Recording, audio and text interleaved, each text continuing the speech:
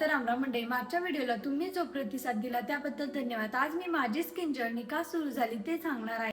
आज माझी स्किन पाहून अनेक जण विचारतात तुझी स्किन इतकी सुधारली कशी, म्हणूनच आज मी त्याची सुरुवातच कशी झाली ते सांगणार आहे। माझी स्किन जर्नी सुरू होण्यापूर्वी माझी स्किन अगदी नॉर्मल होती, कारण की लहानपणी माझ्या स्किनच्या संबंधित काही विशेष समस्या नव्हत्या। स्किन केअर बद्दल मी कधी विचारच केला नव्हता। त्यावेळी तोंड धुतलं, लावली पावडर, झाली स्किन केअर। न कुठलं मॉइश्चरायझर, ना सनस्क्रीन, ना फेसवॉश, तरी चेहरा मात्र मस्त गोरा गोमटा आणि चकचकीत। मी कधी तोंड आरशापुढे उभं राहून नीट पाहिलं नाही किंवा तिची काळजी घेतली। चेहरा, स्किन हा माझ्या आयुष्यातील विषयच नव्हता, पण एक दिवस मात्र चेहऱ्यावरती एक डोंगर उभा राहिला, तो म्हणजे पिंपल। तेव्हा साधारण मी 9वी-10वी मध्ये असेल, पण त्या पिंपल्सकडे मी कधीही निरखून पाहिलं सुद्धा नाही, कारण ते सुरुवातीला फार मोठे नव्हते, कधीतरी क्वचित एखादा अर्धा यायचा, त्यामुळे मी त्याकडे बारकाईने कधी लक्षच दिलं। आणि मला वाटायचं हे बहुतेक लोकांच्या तोंडावर दिसते, कारण की किशोरवयीन वयात पिंपल्स येतात असं मी ऐकलं होतं। कारण घरातली म्हणायची ह्या वयात येतात, जातील ते आपोआप, आणि मला फार मोठी समस्या नव्हतीच एखाद्या यायचा, त्यामुळे मी त्याला फार गंभीरपणे घेतलंच नाही। 10वी झाली, मी कॉलेजला जायला लागले, पिंपलची समस्या कधीतरी येण्यावरून थोडीफार वाढली, तरीही मी बिनधास्त होते। पण हळूहळू मला जाणवायला लागलं की पिंपलच्या समस्या वाढत आहे। पिंपल्स फक्त एक दोन येत नसून एक गेला की दुसरा येत आहे, कारण की त्यावेळेस आहारात फास्ट फूडचा आणि वडापावचा जास्त समावेश। याचा मी कधी खोल विचारच केला नव्हता की फास्ट फूड किंवा बाहेरील खाण्याने पिंपल्स वाढ। मला कोरोना आणि कॉलेज झालं बंद, पण मला त्या काळात पिंपलची समस्या खूप वाढत होती।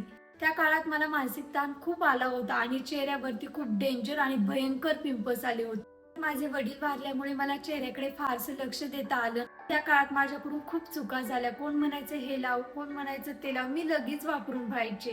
पण खरं सांगू, त्यात सगळ्यात मोठी चूक केली, पिंपल्स आला, पिवळा झाला की लगेच फोडायचा, कारण की ते खूप वेदनादायक आणि मोठमोठे होते। वाटायचं पिंपल्स फोडला की लगेच निघून जाईल, पण हळूहळू परिस्थिती बदलायला लागली। त्याच्या संख्येत झपाट्याने वाढ व्हायला लागली, एक गेला की लगेच दुसरा।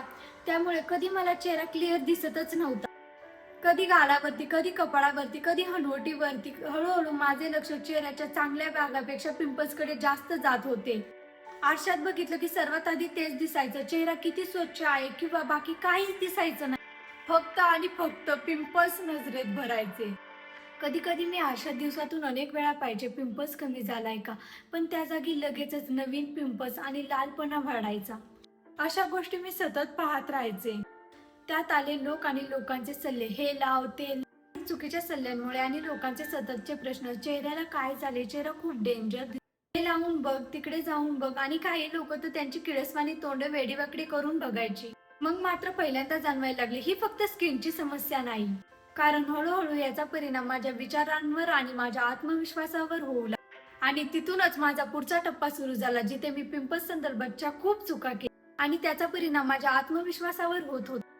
तर मंडळी, ही होती माझी स्किन जर्नी सुरू होण्यामागची गोष्ट। सुरुवातीला मला वाटत होतं की ही एक फक्त छोटीशी समस्या, ती आपोआप निघून जाईल। हळूहळू त्याचा परिणाम माझ्या आत्मविश्वासावर आणि आयुष्यावर होऊ लागला।